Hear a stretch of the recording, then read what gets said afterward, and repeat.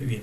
Entonces, tengo una función de transferencia, h de j omega, y voy a poner solamente un elemento real.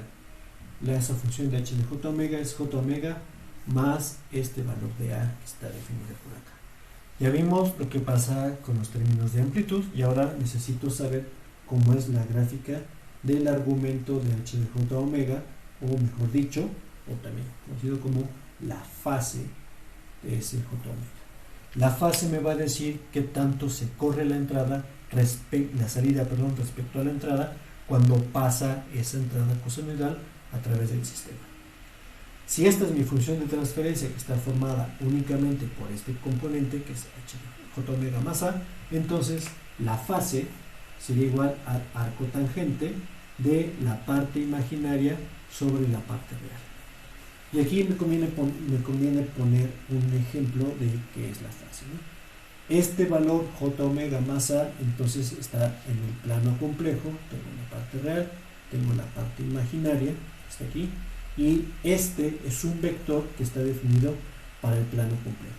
Acá tengo el valor de a, este término sería un ejemplo de j omega, y la fase o el ángulo es esta elevación que tiene este número respecto a la posición horizontal que estoy definiendo acá.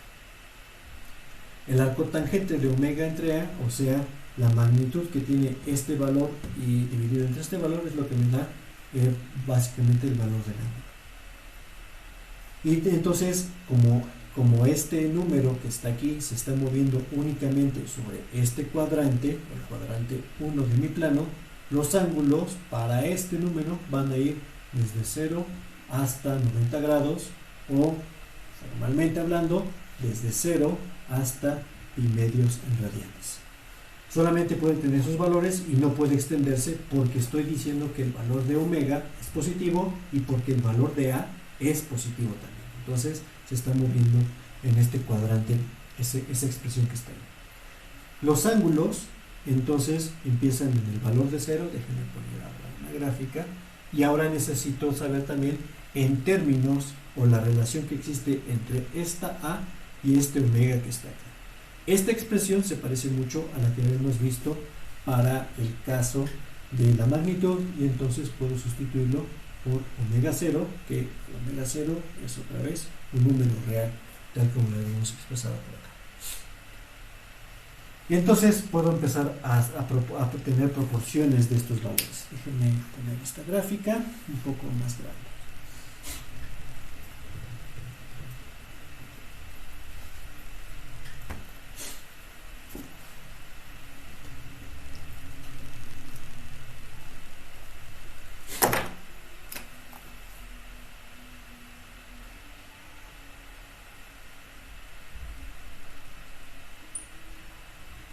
Omega 0, omega 0, esto es real, esto es imaginario, y entonces lo que estoy midiendo es el ángulo que se forma por acá. Si este número, este eje, perdón, lo voy a poner aquí como j omega, si omega es igual a omega 0, entonces esto es el arco tangente de 1, y el arco tangente de 1 forma aquí un triángulo isósceles, de donde tengo estos dos lados que miden lo mismo, los dos catetos del triángulo son iguales, y por lo tanto aquí tengo pi cuartos o 45 grados respectivamente en esta posición. En esta gráfica que está acá voy a poner otra vez mi escala en décadas, donde tengo aquí el valor de omega 0, que va a ser positivo, entonces voy a poner aquí abajo.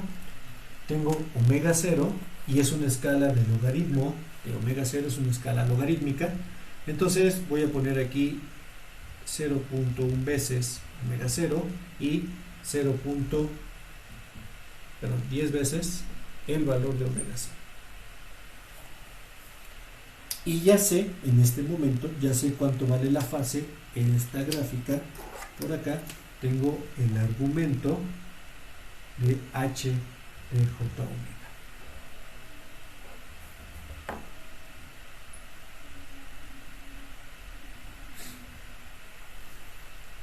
En el momento en el cual el valor de omega 0 es igual a omega 0, por el valor en el cual omega es igual a omega 0, lo que tengo es un ángulo de pi cuartos o 45 grados, que es justamente esta posición que está acá.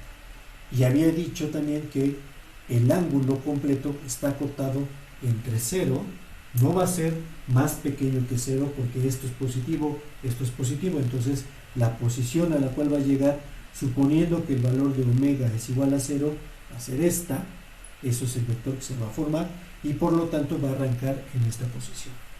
Y tampoco va a ser mayor a 90 grados, y eso sucede cuando supongo que omega es igual o tiende al valor del infinito, entonces el vector que está aquí, conforme el valor de omega va creciendo, va a empezar a inclinarse cada vez más, y en el límite, cuando el valor de omega es igual al infinito, entonces estará perfectamente vertical y tendrá entonces una inclinación de pi medios o 90 grados respectivamente. Por lo tanto, va a tener aquí una doble asíntota, una asíntota aquí en 0 y una asíntota aquí en el valor de pi medios que está expresado por allá arriba. En medio de esos dos valores, entonces puedo suponer que la función se va a mover de manera casi lineal.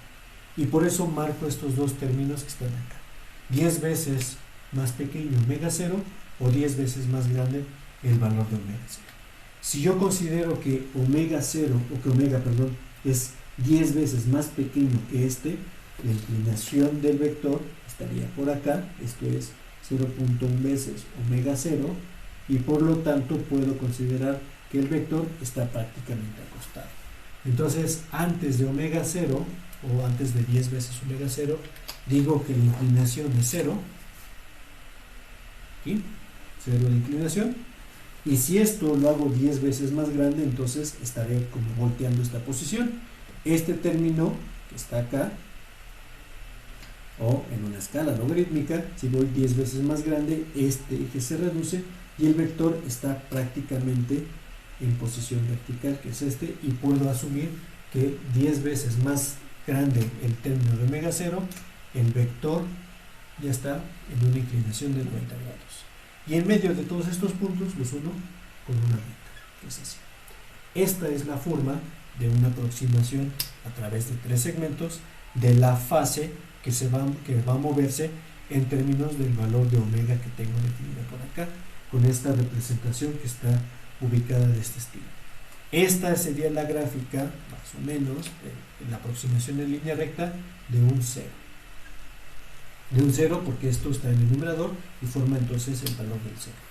Si yo cambio ahora esta posición y yo digo que este término en realidad es una constante a que divide a j omega más omega 0, esta representación la hago ahora en coordenadas polares y tengo a sobre la magnitud de omega cuadrada, de j omega, perdón, más omega 0, un ángulo, que el ángulo de arriba es 0, porque es un elemento puramente real, menos el ángulo del arco tangente o el ángulo propiamente dicho de esta posición que está definida por acá. Si este término es 0 y solamente tengo el ángulo de abajo, entonces esta curva que acabo de hacer es lo mismo, pero multiplicada por menos 1. Para un polo, entonces, sucede exactamente lo mismo que tenía definido por acá. Déjenme limpiar un poco esta posición.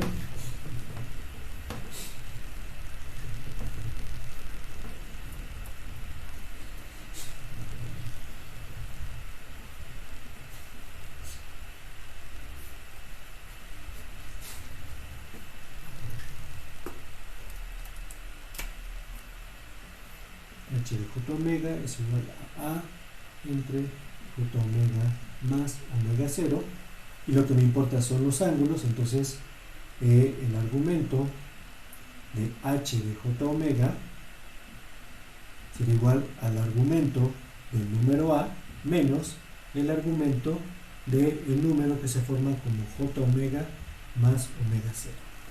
Este argumento de a, como es únicamente real, esto es igual a 0, menos el argumento de lo que está acá sería el arco tangente de la parte imaginaria sobre la parte real, que es justamente la forma que habíamos obtenido hace rato. Yo partí de esta posición, sin contemplar el valor negativo, partí únicamente de esta posición y generé o construí esta forma que está. Si a esta le tengo que multiplicar por menos 1, entonces sucede exactamente lo mismo que tenía acá, pero con los signos completamente al revés. Para un polo, voy a pintar en amarillo, entonces el valor más grande al cual va a llegar va a ser menos pi medios, va a pasar por menos pi cuartos, que es esta, y en la posición inicial va a empezar en 0, a partir de omega 0 va a empezar a caer, en el término omega 0 va a caer a menos pi cuartos, y en el término 10 omega 0 puedo considerar que ya ha avanzado lo suficiente, y ahora la gráfica de la fase para un polo real sería esta. Entonces esta es la gráfica para un 0 que tiene posición positiva, y para un polo de un sistema que tiene un solo componente o son polos reales. Si la función de transferencia está multiplicada, se construye con varios elementos de estos, entonces la fase sería la sumatoria de cada una de las fases que tengo definidas por acá.